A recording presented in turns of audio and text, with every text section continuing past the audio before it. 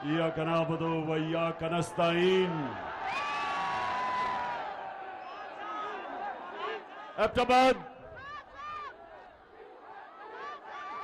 एबटाबाद इस शानदार और जुनूनी इस्तकबाल का दिल से आपका शुक्रिया अदा करता हूं। बहुत बहुत शुक्रिया। मैं आज आपके पास किसी मकसद से आया हूं। नौजवानों, डीजल और पेट्रोल की अभी बाद में बात करता हूं। पहले जिस मकसद से मैं आपके पास आया हूं, आपने थोड़ा सा सब्र करके मेरी बात सुनिए। मैं आज एबटाबाद में अपनी बहनों को खास तौर पे खराज तहसीन पेश करता हूं कि हमारे मुखालिफ वो ये कहते हैं कि गर्मी बहुत ज्यादा होगी, लोग नहीं निकलेंगे इस्लामाबाद में। ये मेरे बहादुर नौजवानों के लिए तो खैर गर्मी कुछ नहीं है, हमारी बहनों के लिए भी गर्मी कुछ नहीं है। इंशाअल्लाह कोशिश तो इंसान करता है, कामयाबी अल्लाह देता है, लेकिन ये मेरा ईमान है कि 20 तारीख के बाद जब मैं इस्लामाबाद की अपनी कौम को कॉल दूंगा, ये मेरा ईमान है कि जितने मर्जी भी ये कंटेनर खड़े कर दें, 20 लाख लोग से ज्यादा इस्लामाबाद आएंगे इंशाअल्लाह। एबटाबाद जरा फिर से, क्योंकि ये सारे डर डर के इस जलसे को देख रहे होंगे,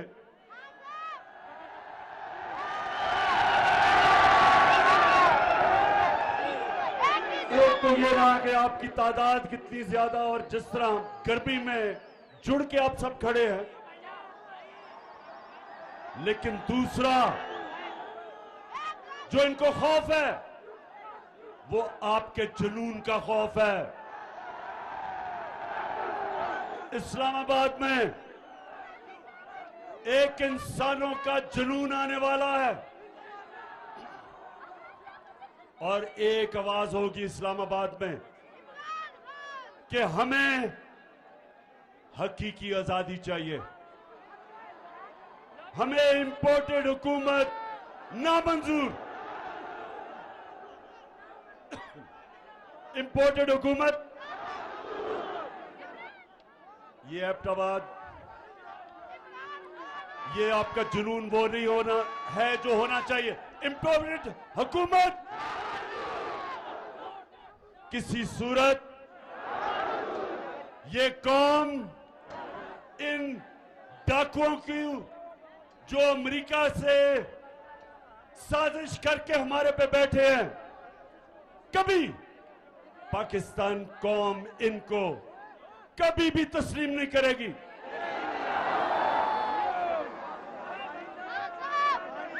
एबटाबाद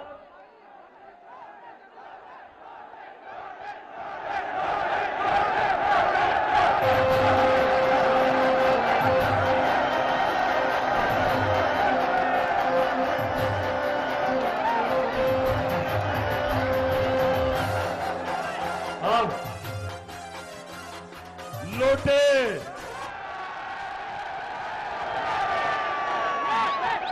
जहां तक मेरी गिनती है, पख्तूनख्वा में से तो सिर्फ एक लोटा निकला है, और जहां तक मुझे बताया गया अभी तक वो लोटा पेशावर आने की उसने जुर्रत नहीं की। इंशाअल्लाह जिधर भी ये लौटे जाएंगे पाकिस्तान में, जिधर भी जाएंगे इनको 2 नारे लगेंगे। 2 नारे क्या हैं?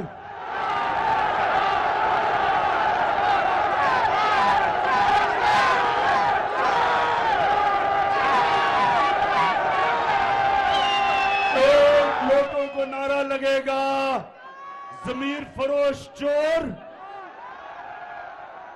और दूसरा नारा लगेगा गद्दार।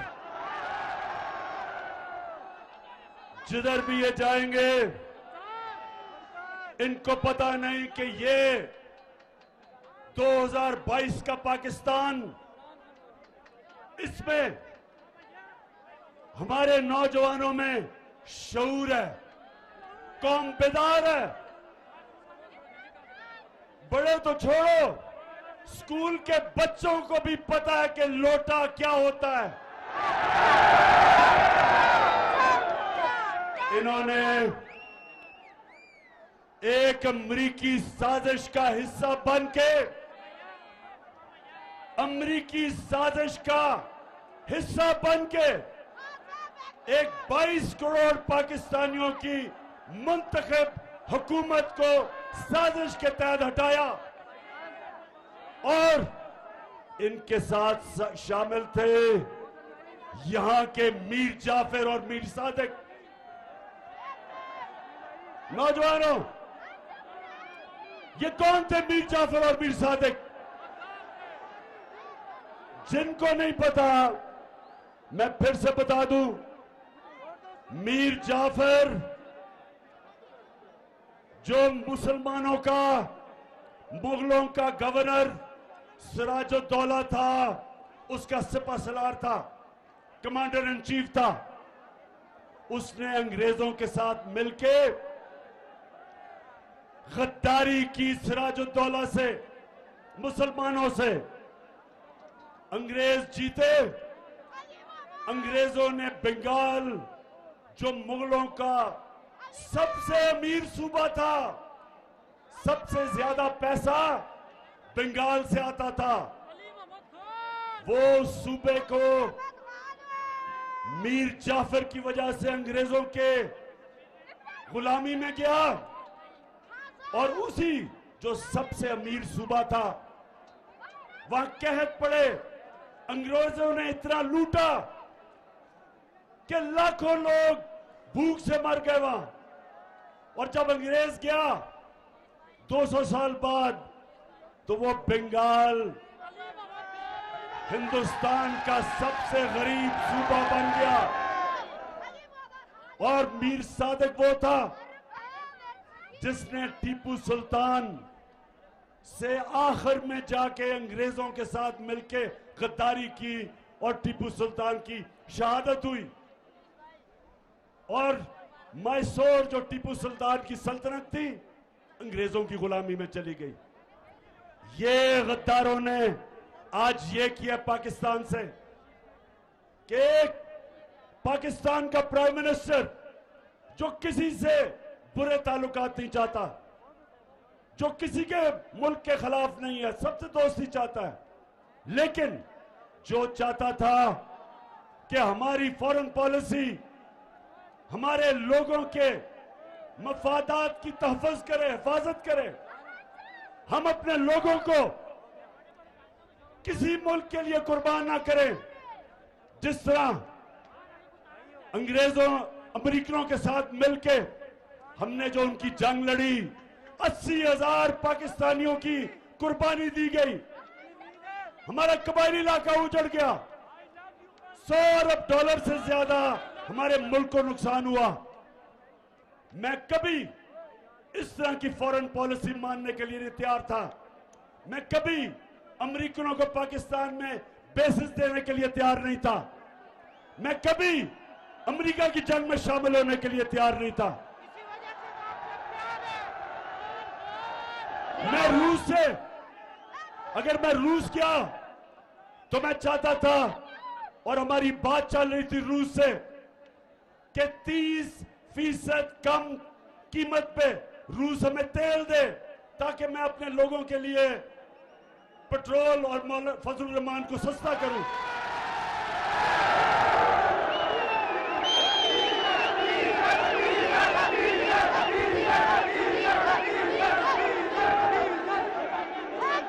और उसके अलावा 20 लाख टन गंदम जो हमने खरीदनी है, रूस से हमें 30% कम कीमत पे मिल रही थी। तो मेरा मकसद तो मेरी कौम है। मैं क्यों अपनी कौम के मुफादात को अमेरिका के लिए कुर्बान करूं? तो एबटाबाद के लोगों, मेरे पाकिस्तानियों, उनको इस तरह का अमेरिकनों को प्राइम मिनिस्टर नहीं चाहिए था। वो चाहते थे कि मुशर्रफ की तरह सरबराह हो, एक ही टेलीफोन की धमकी में चारों निशाने चित और उनकी जंग में शामिल कर दिया। वो चाहते थे कि चेरी ब्लॉसम जूते पॉलिश करने वाला जो कहे, उसने क्या कहा कि बेगर्स आर नॉट चूजर्स। मतलब ये कि जो हम तो बेकारी हैं, इसलिए हमें अमेरिका की गुलामी करनी पड़ेगी। शहबाज शरीफ, तुम बेकारी हो, तुम गुलाम हो, तुम बुज़दिल हो, तुम डाकू हो। तुम्हारी चोरी का पैसा बाहर पड़ा हुआ है और अपने पैसे को, अपने चोरी के पैसे की और अपने भाई के और अपने खानदान के चोरी के पैसे को बचाने के लिए आपने, अगर आप समझते हैं कि हम आपके खातिर अमेरिका की गुलामी करेंगे, किसी गलतफहमी में ना रहो।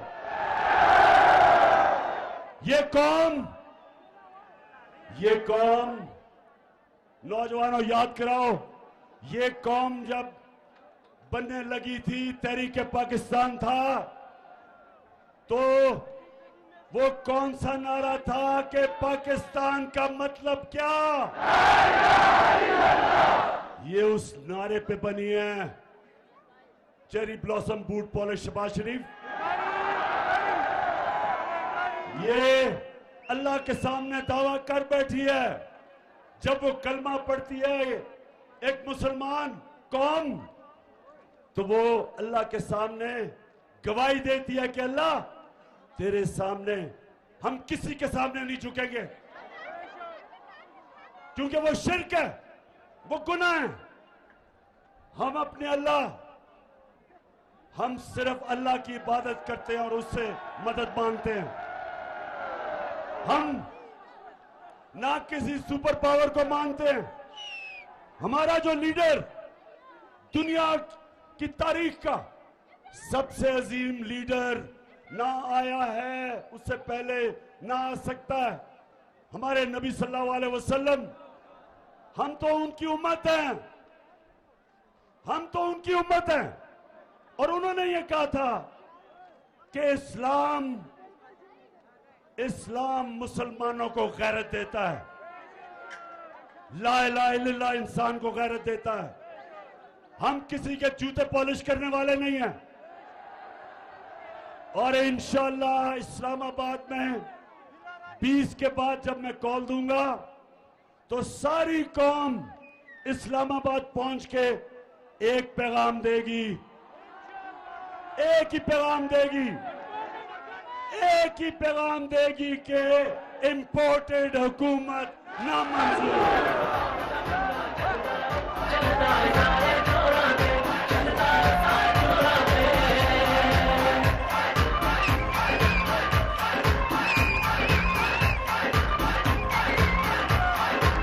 मच्छर रंग देंगा।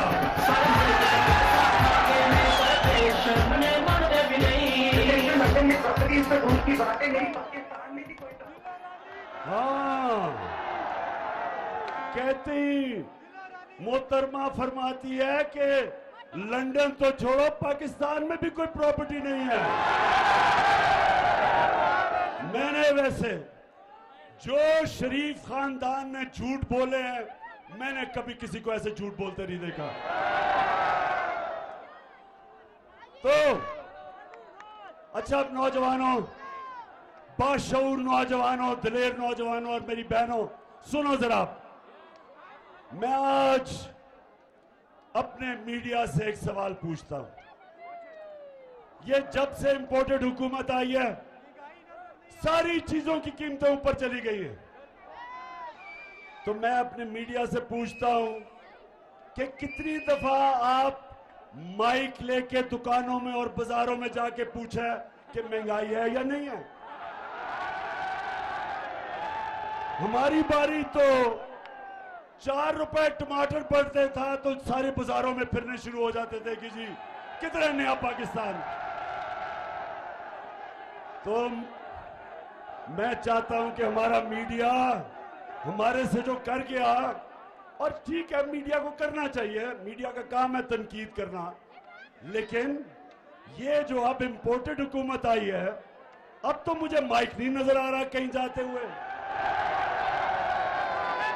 अब तो मीडिया के मेरे बड़े बड़े जबरदस्त मीडिया के हमारे लोग हैं, तो मैं जरा आज आपसे दरख्वास्त करता हूं कि खुदा के वास्ते जरा माइक लेके दुकानों में तो जाएं, बाजारों में जाएं, नौजवानों के पास जाएं। घी की कीमत पूछ लें कि घी कितना है, पूछे तो सही कीमतें किधर गई हैं, बिजली कितनी है, और अभी डीजल और पेट्रोल कितना है, पूछे तो सही लोगों से।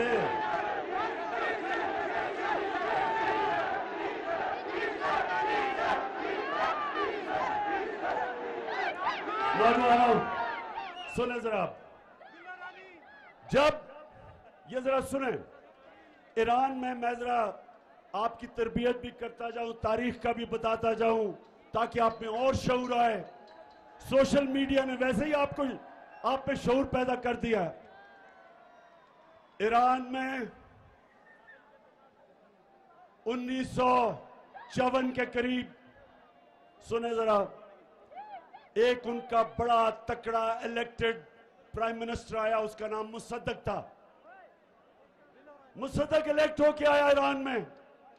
उसे पता चला कि ईरान का जो तेल है, वो सारा तेल जो ईरान से निकलता है, उसका सारा पैसा अमेरिकन और बरतानियों की तेल की कंपनीज वो सारी पैसा बना रही हैं, और ईरान के लोगों को मिल कुछ नहीं रहा, क्योंकि वो अवामी प्राइम मिनिस्टर था।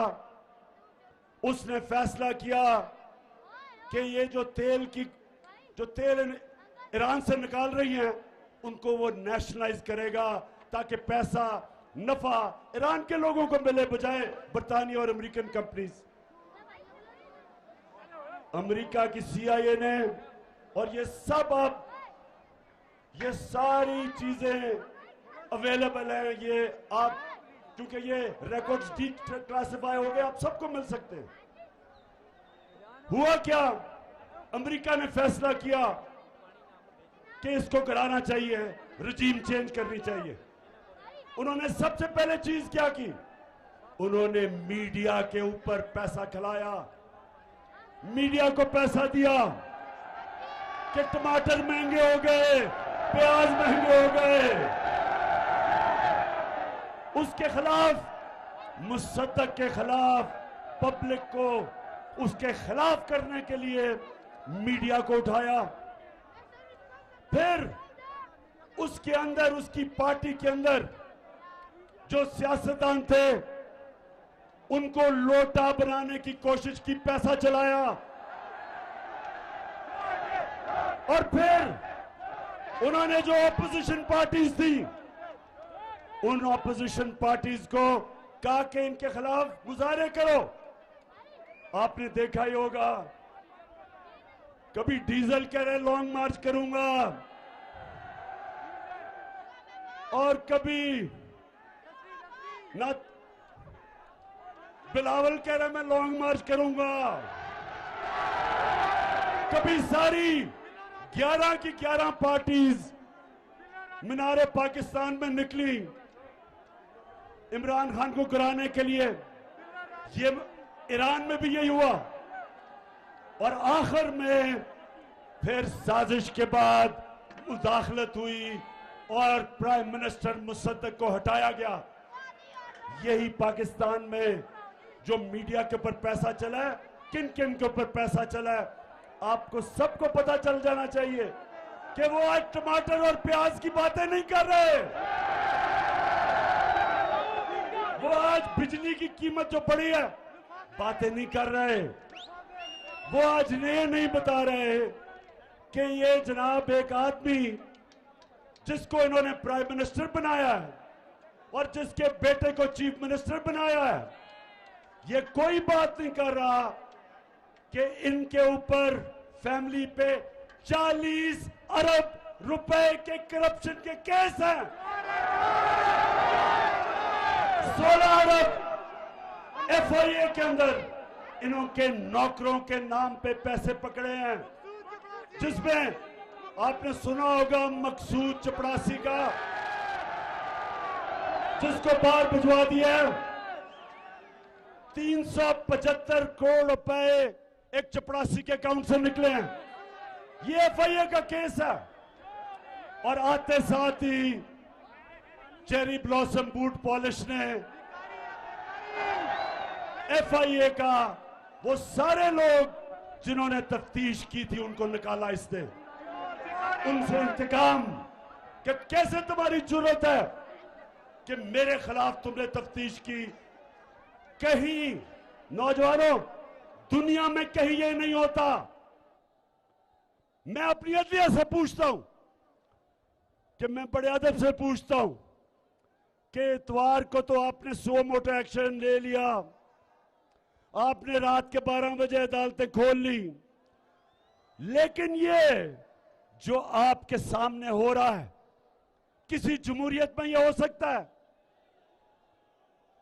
कि एफआईए में 16 अरब रुपए के केसेस, डाका 1600 करोड़ रुपए का ये बाप और शहबाज शरीफ और उसके बेटों पे, और आप इसमें कुछ नहीं कर रहे। मुल्क का 1600 करोड़ रुपया चोरी हो और ऊपर वो बिठा दें, बिल्ले को बिठा दें दूध की हिफाजत करने के लिए। कौन सी जमहूरियत में ये होता है? और मैं आज नौजवानों ये सुन लें, मेरे नबी सल्लल्लाहु अलैहि वसल्लम ने आज से 1500 साल पहले तकरीबन कहा कि कौम तबाह कब होती है? जब छोटे चोरों को आप जेलों में डालते हैं और बड़े डाकुओं को आपका इंसाफ का निजाम नहीं पकड़ सकता, वो कौम तबाह हो जाती है।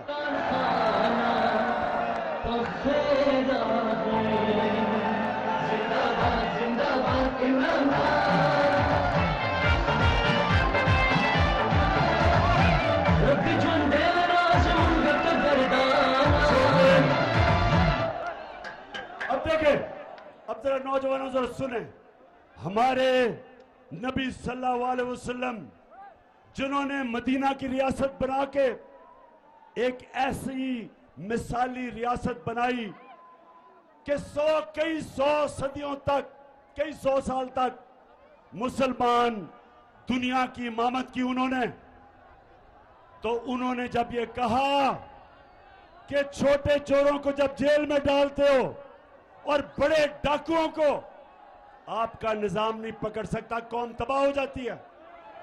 छोटे चोर साइकिल चोरी करेगा, भैंस चोरी करेगा, मोटरसाइकिल चोरी करेगा, हाँ मुल्क में तो मुश्किल पड़ेगी, लेकिन कौम नहीं तबाह होगी।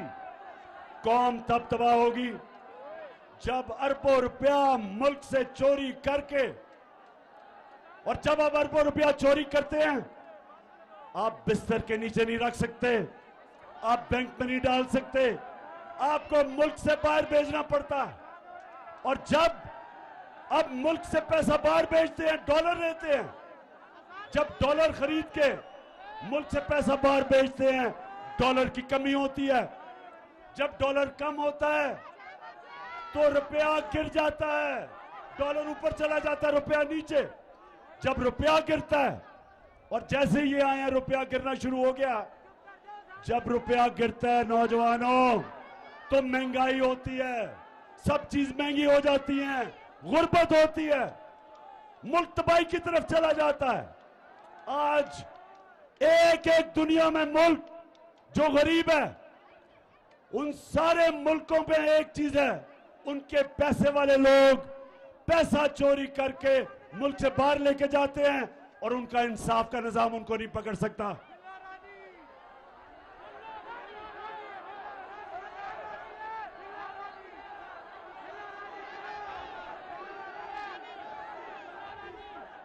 किसने कहा था कि अजान बज रहा है? अजान के 2 मिनट सांस ले लो। अभी मैंने आपसे और आखिर में 2-3 बड़ी जरूरी बातें करनी है। मैंने आप सबको तैयार करना है इस्लामाबाद के लिए, और इसमें हमारे खानदान भी आएंगे, फैमिलीज आएंगी, सबसे ज्यादा मेरे दिलेर नौजवान आएंगे। और पख्तूनख्वा, क्योंकि आप इस्लामाबाद के सबसे करीब हैं, तो मुझे सबसे ज्यादा मैं पख्तूनख्वा के लोगों को वहां देखना चाहता हूं।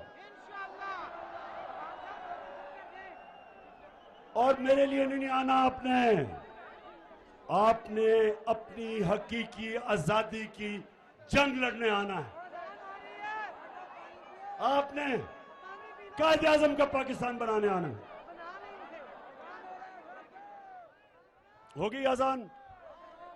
अच्छा जी नौजवानों, सुनो जरा मेरी बात। अब मैं अपनी बात की खत्म करने की तरफ जा रहा हूं। देखें, हमारा मुल्क बना था, एक बड़ा ख्वाब था कि हमने, जो इलामा इकबाल ने कहा कि हमने किसको मिसाल बनाना था, इस्लामी रियासत जो मदीना की रियासत के तर्ज पे, उन असूलों पे खड़ा होना था। इसलिए अगर हम ये इंपोर्टेड हुकूमत, ये करप्ट लोग, ये डाकू, ये जिस तरह वो इंटीरियर मिनिस्टर कातिल, अगर हमने इनको तस्लीम कर लिया, ये हम पाकिस्तान की ख्वाब से सबसे बड़ा धोखा करेंगे। इसलिए आप जब इस्लामाबाद आएंगे तो हमने फैसला करेंगे, हम सारी कौम को बताएंगे कि हमें आजादी चाहिए, गुलामी नामंजूर। हमें राय हक चाहिए, हम अमर बिल मारूफ पे चलने वाले हैं। हमें अल्लाह का हुक्म है, एबटाबाद हमें अल्लाह ने हुक्म दिया है कि अच्छाई के साथ खड़े हो, अमर बिल मारूफ व नही अनिल मुनकर, बुराई के खिलाफ अच्छाई के साथ। जो मैं बार बार कहता हूं, न्यूट्रल न्यूट्रल बनने की अल्लाह ने हमें इजाजत नहीं दी। हम अच्छाई का साथ दें, राय हक पे चले, इंसाफ के लिए खड़े हों, लेकिन अल्लाह ने हमें ये इजाजत नहीं दी कि मैं कहूं ना मैं तीतर हूं ना मैं बटेर हूं, मैं तो न्यूट्रल हूं। मैं बार बार कहता हूं, न्यूट्रल सिर्फ जानवर होते हैं, इंसान को तो अल्लाह को जवाब देना होता है। उसने तो दुनिया में भेजा है और उसने आपको कहा है कि आखिरत में मैं तुम्हारे से जवाब लूंगा। क्या तुम राय हक पे चले? क्या तुम इंसाफ के साथ खड़े हुए? क्या तुमने जुल्म का मुकाबला किया? क्या तुमने नाइंसाफी के खिलाफ जिहाद की? क्या तुमने अपनी आजादी के लिए, क्योंकि अल्लाह ने तो आपको ला इलाहा इल्लल्लाह के बाद आजाद कर दिया, क्या आपने एक इंपोर्टेड हुकूमत के खिलाफ जदोजहद की? पूछेगा अल्लाह आपसे। आप ये नहीं कह सकेंगे नहीं जी मैं तो न्यूट्रल हूं। आपको उसने ये इजाजत नहीं दी। जानवरों को आप देखते हैं प्रोग्राम्स में, बड़ा शेर आके किसी हिरन या किसी जानवर को पकड़ लेता है, कोई उसको बचाने नहीं आता क्योंकि वो न्यूट्रल है सारे। इंसान को उसने इजाजत नहीं दी। इंसान को उसने कहा है आप जालिम के खिलाफ खड़े हो, मजलूम के साथ खड़े हो, आप सच के साथ खड़े हो, झूठ के खिलाफ खड़े हो, आप अच्छाई के साथ खड़े हो और बुराई के खिलाफ जहाद करें। आप कभी भी जब आप तस्लीम करेंगे कि 60% कैबिनेट जमानत पे है, प्राइम मिनिस्टर जमानत पे है, चीफ मिनिस्टर पंजाब जमानत पे है, बाप बेटे के अलावा नून लीग को कोई मिलता नहीं है, उधर आसिफ जरदारी जमानत में है, उसकी राना सनाउल्लाह जमानत पे है।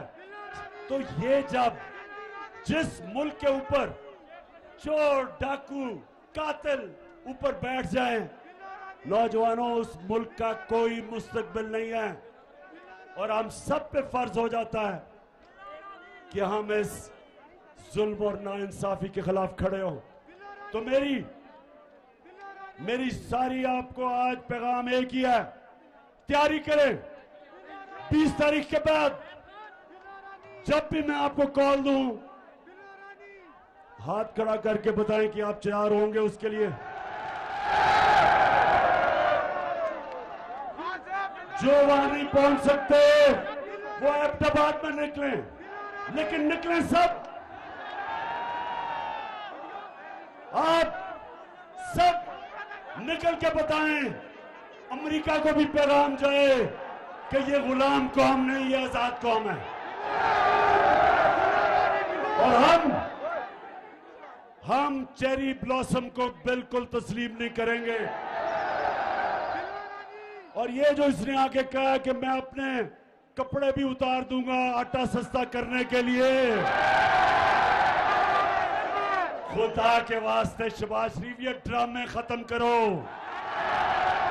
तुम्हें लोग पहचान गए हैं, वो ऊंची बड़ी बड़ी हैट पहन के कभी किधर पड़ रहा है, वो ड्रामे कर रहा है कि मैं अपनी कपड़े उतार दूंगा। शहबाज शरीफ खुदा के वास्ते कपड़े ना उतारना, हम खौफ से मर जाएंगे। सिर्फ एक काम कर दो, वो जो तुमने और तुम्हारे भाई ने और तुम्हारे दामाद ने और तुम्हारे बेटों ने और नवाज शरीफ के बेटों ने और इसहाक डार और उसके बेटों ने जो तुमने पैसा चोरी करके बाहर लेके गए हो, बस वो आधा ही पैसा ले आओ, हम गंदम की कीमत खुद ही नीचे कर देंगे। ड्रामों का टाइम चला गया शहबाज। ये सोशल मीडिया का जमाना है, हर रोज या तुम्हारा झूठ पकड़ा जाता है या वो मरियम का झूठ पकड़ा जाता है। जलसा किया अभी पिछले दिनों में किधर, पिंडी गेप में 4 बजे जलसा था, कोई लोग ही ना निकले, लोग ही ना निकले। फिर बड़ी दूर दूर से लोगों को लाके अंधेरे में जलसा करके और झूठ का पुलंदा कि मेरी पाकिस्तान तो, इंग्लैंड तो छोड़ो, पाकिस्तान में भी कोई प्रॉपर्टी नहीं है। अच्छा, अब आखिर में अहमदाबाद बाप का मैं शुक्रिया अदा करना चाहता हूं, जिस तरह आपने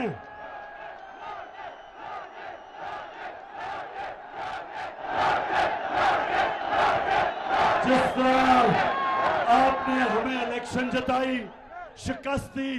कहते थे कि नून लीग का गढ़ है, नून लीग, ये आज मेरी बात सुन लो, इलेक्शन से ना भागो।